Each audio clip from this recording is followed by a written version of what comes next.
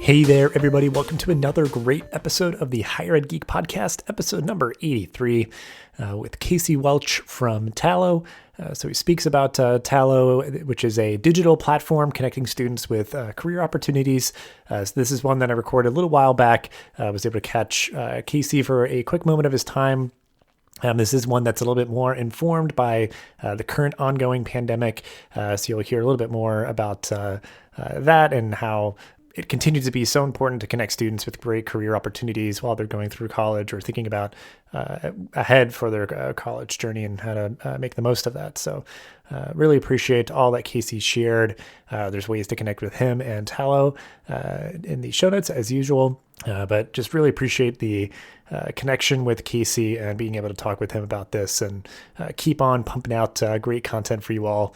Really appreciate your continued support and for listening to the show. But without further ado, this is episode number 83 with Casey Welch. But yeah, thank you so much for taking time out for the podcast here, Casey. This is just for people's reference, another great kind of serendipitous connection for the podcast that came out of sort of the aftermath, unfortunately, of South by Southwest CDU being canceled. But I'm really grateful that there's a lot of great podcast episodes that are still coming out from folks that I was kind of connecting with in anticipation of the conference. And I think this will just be really another great opportunity to talk through things surrounding kind of digital engagement and just for my own sake to just like connect and learn about another professional out in the kind of greater higher ed landscape doing really cool and interesting work. So I really appreciate you, Casey, taking some time out for the show today. Absolutely. Honored to be part of it. So we will start out as we always do. If you just want to give a brief introduction of who you are and your professional journey of how you got to be where you are today. Absolutely. So my name's Casey Welch. I'm currently the CEO and co-founder of a company called Tallo, and where we are connecting the future talent pipeline with colleges across the country and companies and giving people outlets to showcase themselves and remove some of those geographic barriers. So doing it in a virtual way. As far as my background and journey, I grew up in a very, I'd say, rural town outside of Pittsburgh, Pennsylvania. So an old manufacturing town, to be exact. Graduated with 80 students from a high school, of which my parents graduated with 400 a number of years before me. So basically, small town, rural manufacturing moves out.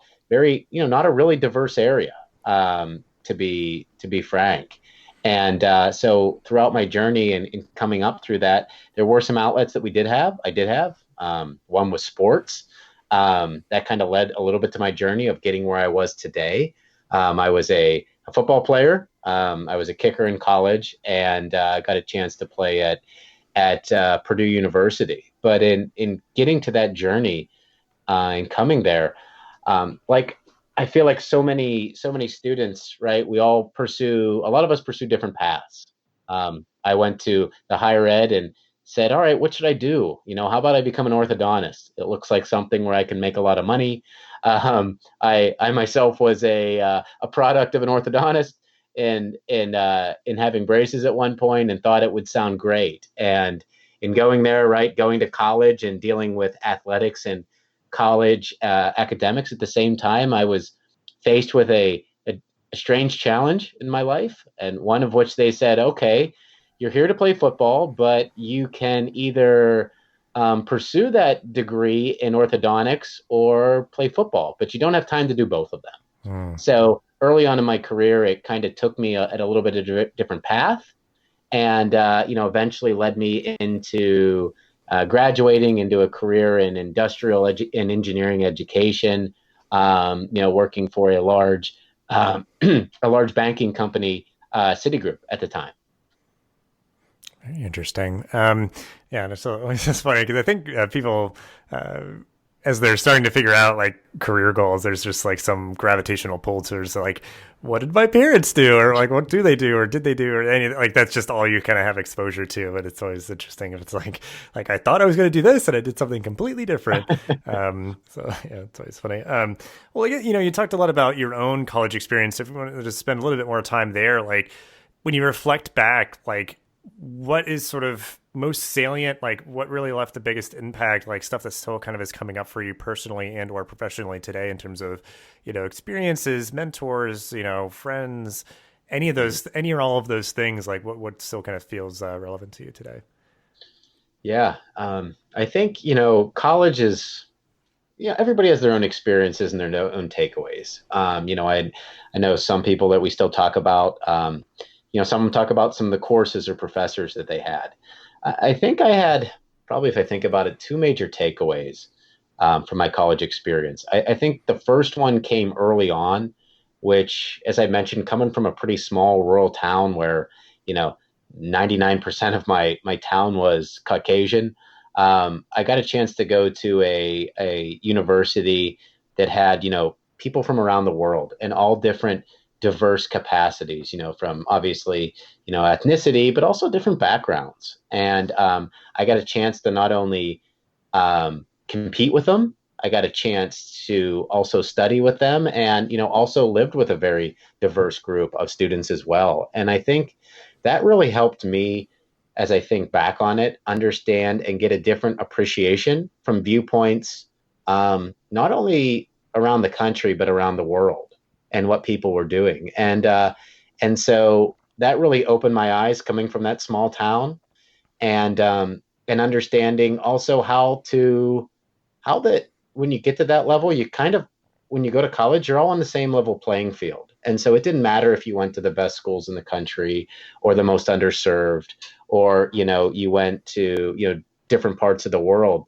Together there, I was really able to see how I compared to them for once in my life. Graduating with 80 kids in high school, it's not really that hard to be close to the top. But when you're coming out with a graduating class of 4,000, right, it's a little bit different. And so I think the diversity aspect and a different appreciation of where people came from was something that I think really set the stage for where I've gone and what I've learned. And I think the second thing, Dustin, that if I think about it, that I really got is I can't say that there's really a course that stood out to me. I think it was more the people I did it with, the journeys we went through together, and the teamwork. And also that ability that was really my first foray into the corporate world and the job world. And what I meant by that was I was a student athlete. So, I wasn't allowed to have jobs in the summer. My job was a sport. And it's not because I didn't want to, it's because there wasn't time. And at that point, even NCAA didn't allow you to do it. And so getting a chance to go to that job fair and realizing, you go through that whole time and you study, but then everybody's thrown into that career fair. And it was very overwhelming, but also very eye-opening. And getting a chance to really see that there were opportunities that my skills aligned with that range from, moving oil rigs with ExxonMobil to, Rubbermaid, the Tupperware that we all love and use every day in our life, to, doing global security for, one of the largest banks in the world. And at that point, I really got to see, wow, we have all different skills and attributes. And that's where I really got that first foray into it. And so those were two of the big takeaways that I took away from my college experience. Yeah, well, and I feel like I'm already starting to get the mental synapses together in terms of the work that you're doing now, and really trying to bridge these gaps to get students who have these really great skills and experiences and a diversity of them with all, like you said, all these different kind of opportunities that you yourself were seeing at those career fairs and those sort of things, but kind of building this kind of digital space to, I guess, kind of do something similar. But I mean, if you want to explore more of and kind of just explain more in terms of the work that you're doing now, and just sort of get into too, I mean, what's really exciting you about it, engaging you about it right now in terms of, just kind of coming at it every day with kind of the same enthusiasm and those sort of things. But I guess, just anything more in terms of perhaps the genesis of the idea and how you got started, and just what's keeping you engaged right now too. Yeah. Well, I think you kind of hit on the head, Dustin, which, kind of my story and really led to where I am today. I really wasn't a person that set out and said, I want to be an entrepreneur. I want to start a company. Never came across my mind growing up or at any point of it. And it was really those life circumstances and those abilities of where I got that really looked at and said, you know, how can I help and make a difference? And, the current work that we're doing today here at Tallo is really how do you really provide those opportunities based on what people's skills and talents are and connect them with what that opportunity is. And, often you mentioned about it, as a student, even sometimes an adult, we really don't know what we don't know. And so, we put a lot of emphasis on what is that first major that we're going to study in, when in all actuality, I think people, on average, 60 to 70% of students, or maybe even higher, change their major by the time that they graduate. And so what we were trying to do is to say, well, if you look at the corporate sector, a lot of times they know the jobs and the availability and what they're going to need for the next 5 to 10 years. Now, some of the skills and those attributes might change, but in general, a lot of times they know where it's going and where it's trending. And in some of the work that I was doing after my time at Citigroup, it was working with a lot of major employers to say, the first time we see these kids are when they graduate from a college job fair. And what we see is what we're going to get. And unfortunately, we don't have enough supply going into the areas that we need with enough of the skills that we want. And we wish that we could have got to them earlier and told them about what these skills were that we needed and how to get here. So when we made it to that point, we would have the supply with the type of skills that we were looking for. And they really didn't have a way to do it, Dustin, to be frank. It was just going to that and showing up at that career fair when somebody was coming out of that into the funnel. And so likewise, though, we also realized the same problem was on the student side and saying, well, like you said, we know what our parents do. We know what our teachers do. We know some of the things that we see on TV. Mm-hmm. But how do we take those skills that we have and better align those with opportunities in the future to open up the doors of things that we never thought of? And, that's the beautiful part, I think, about technology and virtually is we connect. We do it every day. And so how to create that one place, whereas talent, you can showcase yourself, and companies, you can showcase who you are. And how do we get those right fits together? And that really brought my experience together. And it's pretty cool when you have a chance, Dustin, to do something that really nobody's ever done, which is how do you take that talent pipeline from as early as 13 years of age the whole way through adulthood and connect it. It's a big challenge. It's a hard one. I also understand why, now that I live it, why people don't do it every day. Mm-hmm.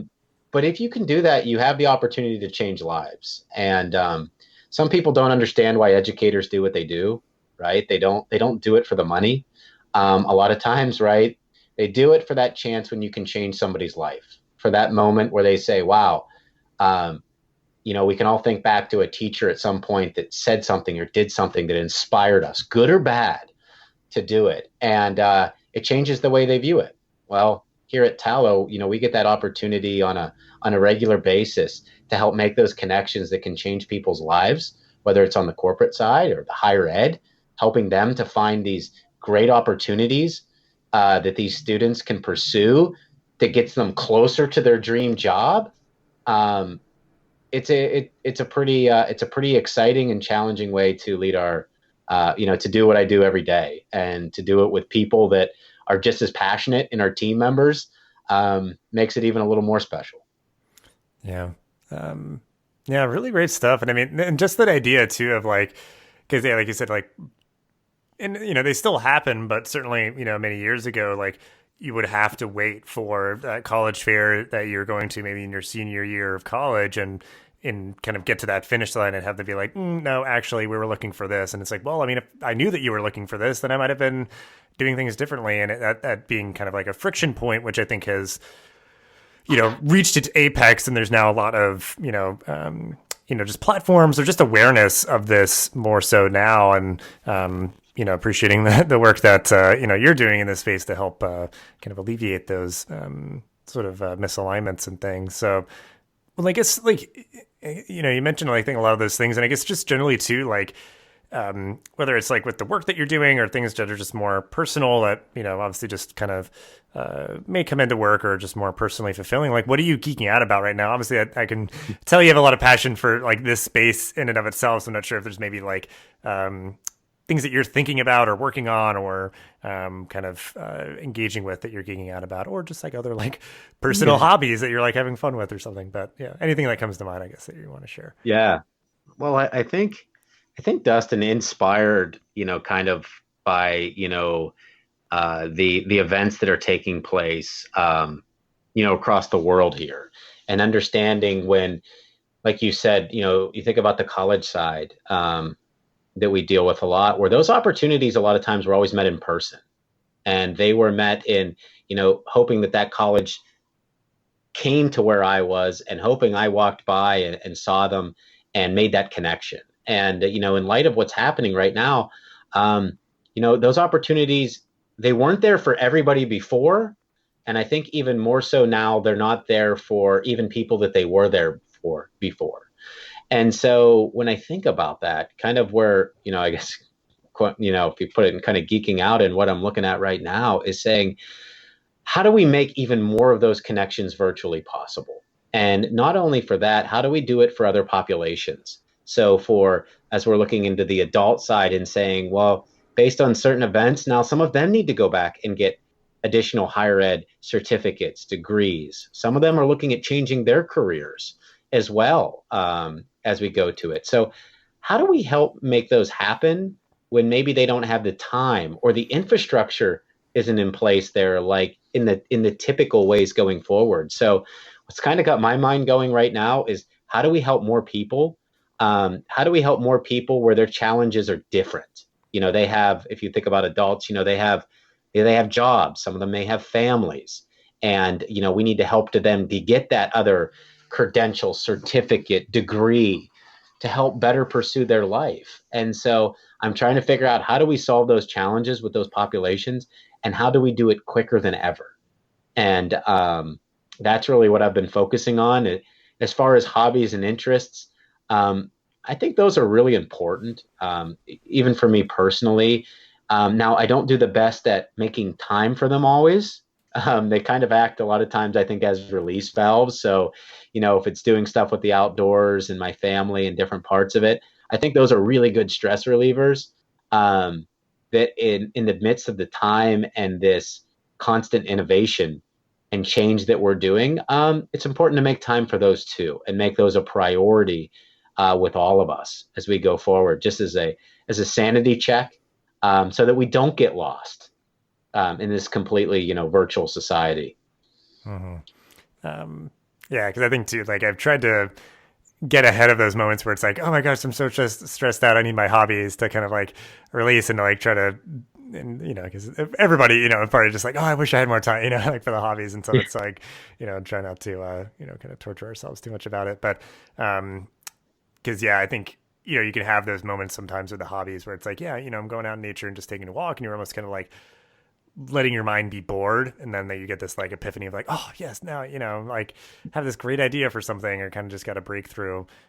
So definitely, really important for those things. And I think, the other part, just in terms of kind of geeking out about the work that you're doing, like that's what I've always loved about kind of the potential of, these digital spaces, is that, it can be accessible to anybody, and just be able to be bringing so many different people together for any number of reasons, but certainly, in the work that you're doing, like you said, whether it's somebody very early on, as young as 13, or somebody looking maybe to like break in, and maybe they're moving somewhere new and getting into some different, industry, could be able to kind of curate some information of like, well, in anticipation of that, maybe I should go back to take some short courses and certificates and like those sort of things to like better position themselves and those sort of things. So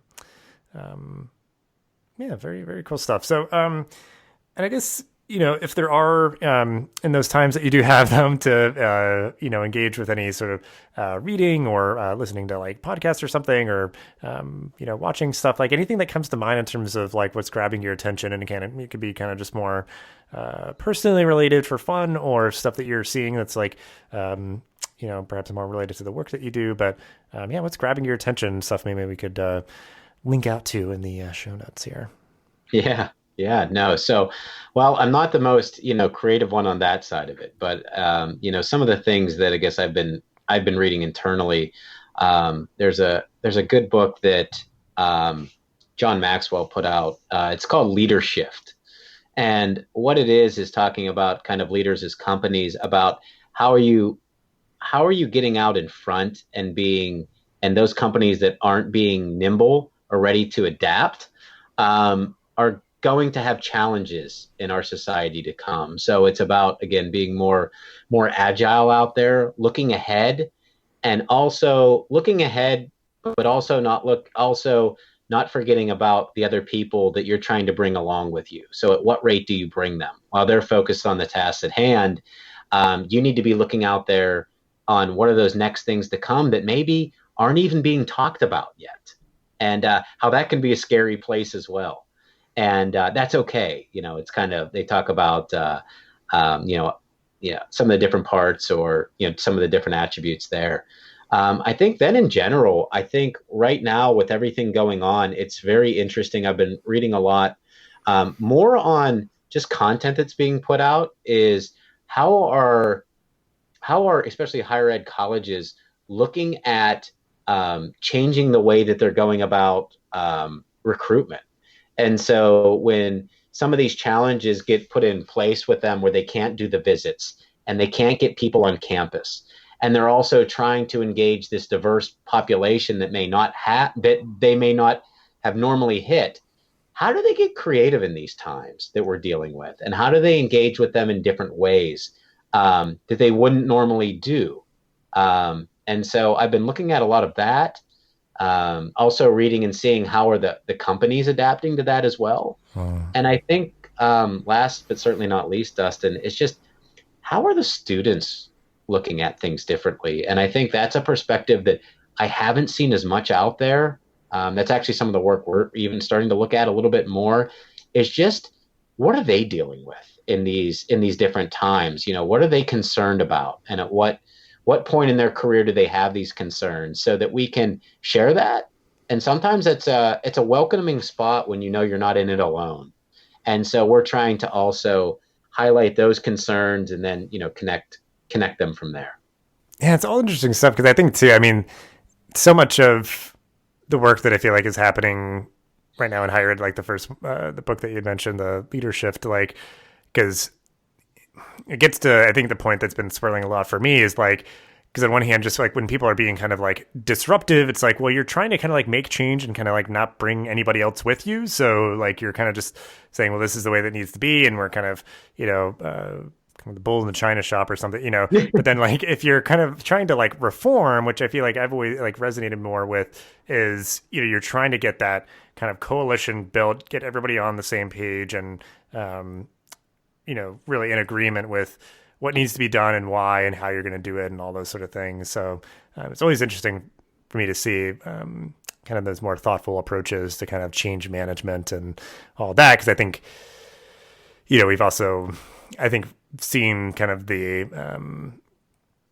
end of perhaps the just every industry just constantly being like disrupted. And it's like, because a lot of those companies are like ones where it's like, and they never turn a profit, and they're just like taking on this funding, and it's just like chaos until potentially maybe they like, go public or whatever. It's like, I think we're going to start to see a trend of more, thoughtful companies really trying to, perhaps like in the higher ed space, like just engage more with colleges and just kind of collaborate and kind of augment, the great work that colleges are doing, and not trying to like replace them or, any of the people that work at them. So, yeah, I think they're a critical part, right? We all know that they're a critical part. And I think sometimes also we hear, Dustin, and I don't know if you all do, but sometimes a lot of times when people think about innovation and change, they also think it costs more, and it doesn't.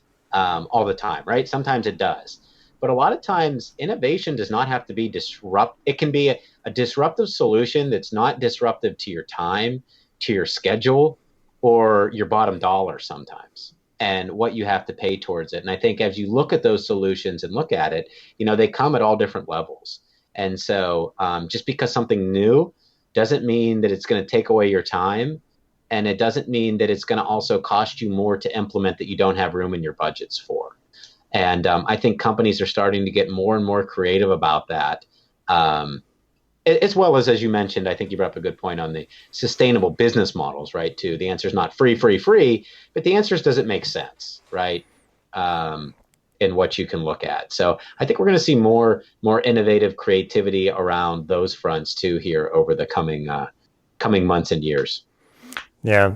Well, and I think too, what you're saying, like, I'm not trying to make like disruption a dirty word by any means, because yeah, like there can be things that are positively disruptive where it's like, yeah, there's been this paradigm of like this is the way that we've always done it, and then there's maybe this tool or platform that comes in and it's like, oh my gosh, like this has just like, you know, saved so much time and made it, you know, made things more transparent for everybody and like information more accessible or something, you know. So there could, and I think there does need often be that kind of you know, shift happening, but yeah, it's kind of just been like some of the like traditional uses of the word, but and yeah, like you said, it's like, yeah, it doesn't need to be like a huge cost or like, you know, any of those other things that I think do get associated with like, you know, this you know, disruptive kind of innovation and change and stuff like that. So yeah, really interesting stuff. Well, I guess then, you know, we'll start to wrap up, you know, just in terms of, you know, I very much appreciate, I think, your energy and enthusiasm that, you know, I feel in terms of the work that you're doing and, you know, what you're always having with like in terms of the vision of the outcomes that are coming out for like the students and everybody like utilizing your platform and everything. So just broadly, again, it can be kind of an any or all sort of question here in terms of like, just optimistically, like what are you looking forward to in terms of your job, life, and or the world? So any one or all of those kind of categories, just anything that you're looking forward to. Yeah. Um, I think that's a good question, Dustin. I think as we look forward to it, right? When I think about, I don't know, you know, kind of running a company, sometimes my job, life, and world goes with company and family all at the same time.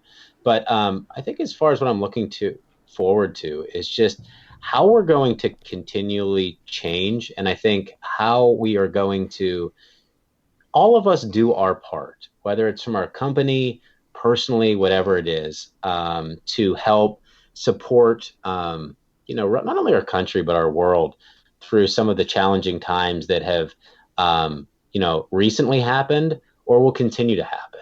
And I think there is a great place where we can again, how do we become more agile and nimble so that we can mitigate these when they happen, so that they don't impact our economy and they don't impact our personal lives, because sometimes they are, you know, very much directly related. You know, if I don't have a job, I can't do the things that I want to do for my family, and I can't be focused on some of the impacts I want to do to the world. And so how do we continue to get people into those right areas as quickly as we can, especially when challenges hit us, especially unexpected ones. And so I'm looking forward to us doing our part there, to help being a, you know, a tiniest piece of that solution and working with those that are also, you know, doing a lot more and teaming up together. Because yeah, I think that's too. It's like, is it all on like one organization or one person's shoulders to like, you know, completely change and transform like this kind of space here? Because I think yeah, it's like probably, you know, it's going to be a lot of different people all kind of moving the needle a little bit, to yeah, just change how people I think view this kind of space around just like, you know, how we view, because I think like you said, it's just so kind of fundamental in terms of like we all have to work. It's, you know, just a core piece of life of how we contribute to the world and those sort of things. But if it's really aligning the right people to the right opportunities in the right place and time and those sort of things where, you know, we're utilizing our strengths and doing work that we care about and kind of being like gainfully employed and those sort of things and like whatever that means for each individual person. But yeah, I feel like that can be such a key that unlocks so much. So certainly as time well spent, as much as yeah, it might be all encompassing in terms of like your world where it's just like, you know, always so much to be done. But yeah, it's, you know, yeah, time well spent. It's good work to be doing. And I appreciate that you are committing to that. Cause I guess I can imagine, yeah, I mean, it's only growing, like, and just, I mean, just growing objectively, growing more important and necessary.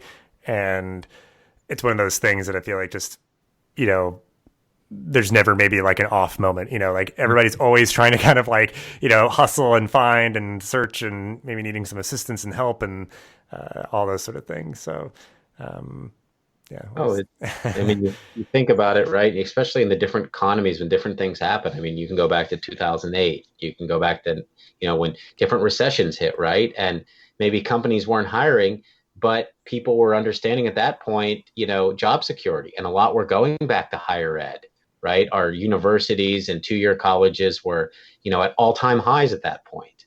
And then as the economy got better, right? Higher ed started to go down because there were so many jobs, and it's going to continue to go up and down. And I think, the better we can be able to adapt to those and like you said, team up together. I mean, Amazon's giant, but, even Amazon needs help in teaming up. And so the more and more we can work collaboratively together, I don't know. I think that's the way. I mean, there might be somebody out there that has that silver bullet solution. I haven't seen it yet. But I'm willing to bet there's enough, smart, creative, innovative companies that are working to collaborate. As we look at certifications and we look at higher ed and we look at the corporate and economic development and all these different areas, that we're going to team up together and we're going to provide a solution that can help as many people as possible. And so I'm excited. I'm looking forward to it. And hey, if any of those people are out there, love to talk and see how we could team up together. Yeah, absolutely. Yeah, it's just like a good energy too, where it's just like looking forward to the challenge, like it's going to be a challenge, but yeah, just putting that energy out there and like you said, kind of bringing everybody together. Yeah, it's going to be really cool to see the great continued work that you and your team are doing. And I just appreciate you so much for jumping on and talking about that work, talking about your story and everything that you shared. And we'll, have ways to connect with you and Tallo in the show notes as usual. But yeah, just really great stuff. And thank you so much for a little bit of your time here to talk through all of it. Hey, I appreciate it, Dustin. Thanks for listening to this episode of the podcast. Make sure to rate, review, and subscribe so you never miss an episode. Thanks again for listening, and we'll see you in the next episode of the Higher Ed Geek Podcast.